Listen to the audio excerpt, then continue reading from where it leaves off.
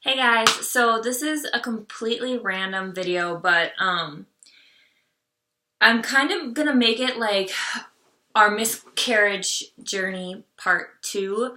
I know it's been a year since we've had our miscarriage already. In March, it was a year, and it's insane how many women have reached out to me this last year and are still reaching out to me weekly that they have gone through a miscarriage. There's so many, and it literally breaks my heart every single time I get a message from somebody who shares their story and what they're going through with me. And I wanted to just make a video since it has been a year later and just share how it's been going and how I've been coping, and just kind of breathe a little hope and light into your life if you're going through or have gone through a miscarriage and you're still feeling that weight and sadness that comes with losing this baby that's inside of you.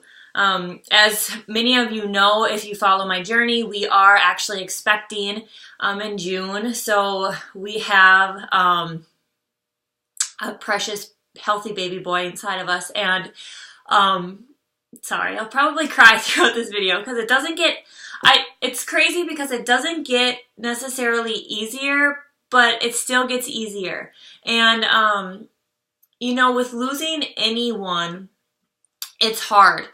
But when you lose something that is inside of you, that you are holding, that you haven't necessarily met yet, it's a whole different type of sadness.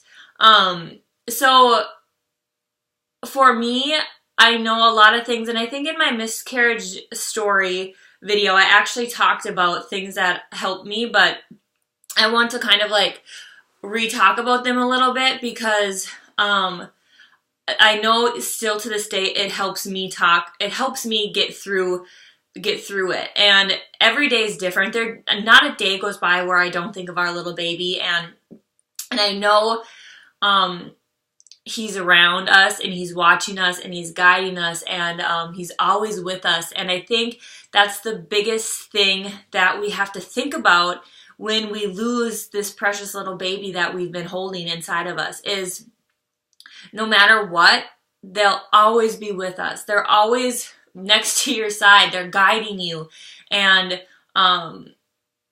they're just watching over you at all times. And I don't know about you guys, but that brings peace to my heart to know that I have this angel that is watching over me at all times. It also brings peace thinking about, I know this is kind of what I thought about right away when I was trying to get through the whole what had just happened was God needed my baby more than I did.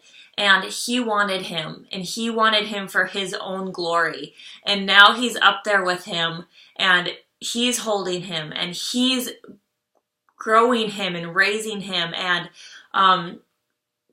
one day we'll meet our babies again. We'll meet our angels up there. And just knowing that, they didn't necessarily, they didn't get to have the best life we gave them, but their life right now with God and with Jesus and in heaven is so much better than what we could have gave them down here. And I think that's like, it's hard to think about because we all like to think we would give them the best lives we could, and we do, and we want to, and we will when we do have our babies. But the life that heaven is giving them and God is giving them is so much better than what we can give them. And I think just keeping that frame of mind is that it's not like we've lost them, because they're here, they're with us all the time, and they're with God, and they're constantly around us and watching us. That helped me a lot get through not going into such a dark place and not feeling so lost. And it really helped me strengthen my faith and really having to depend on him to get me through it and to be my strength to get through it. And sometimes I think it's hard. It's hard to depend on other people, and it's hard to not feel like you have to be super strong going through this. situation, an event, because as women, I think we feel like we need to be super strong, even though we're the ones who our bodies went through it. And it's hard. I think it's hard for us to vocalize how we went through it and our experience, and to share that with other people who haven't gone through it is hard. It's really hard. And so I feel really grateful and really blessed that I have been able to be here for all the women who have reached out to me that have gone through a miscarriage in the last year after I've gone through mine, to be that person that they feel like they can come to and trust, because it's hard not to have that person or people that have gone through it to just talk with. I know that was one thing that really helped me, is to actually talk about my experience. I know it's hard and it's scary, but the more you talk about it, the more it helps you grieve. And the more you talk about it, the more it kind of helps you release it and not just keep it bottled up inside. And I know I've talked about this before, and if you guys follow me, you know I have a huge obsession with eagles, and I truly believe now that eagles are my baby. Like, every time I see them, every time they come up, they always show up in times when I need them to, and it just is a reminder that he's always here and he's always watching me. So I always suggest that to women who come to me about miscarriages, and they're saying they feel really lost and they just don't know what to do. And I tell them to find a sign. You find something that you love that can be your sign. So whenever you see it, it's a reminder of that baby in a happy way, that he and or her, your angel baby, is still around, is still watching you, is not completely, it's not dead. They're not dead. They're still here and living and guiding you and watching you. And I think that brings so much hope and light when you can put it to something that you can see. So, like, you know, every day is a journey with this whole thing. You're going to have ups and downs. You're going to have days that are so much better and days that are hard. I feel like when you go through each, like, once you hit, it's been a year and it's been the same, like an exact year since we've had our miscarriage, that kind of was a hard grieving day, I think, just because it's been a year. I think the day that you go past your due date when you're supposed to have them, that can be a hard day. And then each milestone throughout your pregnancy, if you were to still be pregnant, they're all hard. But if you just think about, you can get through it, and you can get through anything now. You've lost your baby, but you can get through anything. You can do this, and you haven't even lost it yet. Like, your baby is still here and it's watching you. And I think that's the thing that helps me the most get through days of sadness, is just knowing that he's not gone. He's here with us at all times. Some other things that really helped me was I really dove into really strengthening my faith and reading books that strengthened my faith. So a couple that I read that I wanted to talk about were this, and I always suggest this book too. It's Your Time, or Your Best Life Now by Joel Osteen. I read this like after we had our miscarriage, and it really helped me get through things, and just knowing that my best life is now. And then the other one that I really loved by him too was It's Your Time by Joel Osteen. These aren't the covers. I don't know where my covers are for them, but they're both Joel Osteen books. And I still, to this day, I listen to his podcast. He has a podcast, and I listen to that. But it's just really feeding your mind with that positive stuff, because if you sit and dwell on it and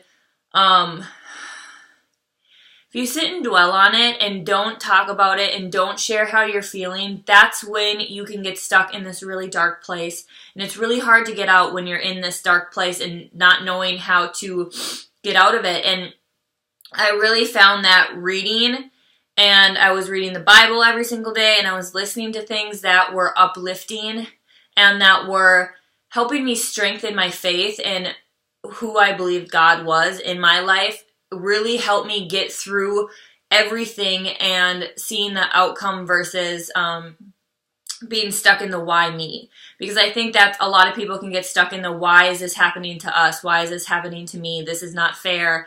All this kind of stuff. But if you can stop and think about how this can be a blessing, how is this a blessing in your life? I know it's so hard to think about, but for me, for example, it's been a blessing because it's opened this huge avenue for me to be able to help other people in a different way than just health and fitness. It's been able to let me be that light of hope and just a blessing to be able to help other people who are going through that and being that person that they can come to when they don't have anyone else they know that has gone through that. And that to me has been a blessing. And, you know, like just thinking about different things, like you don't know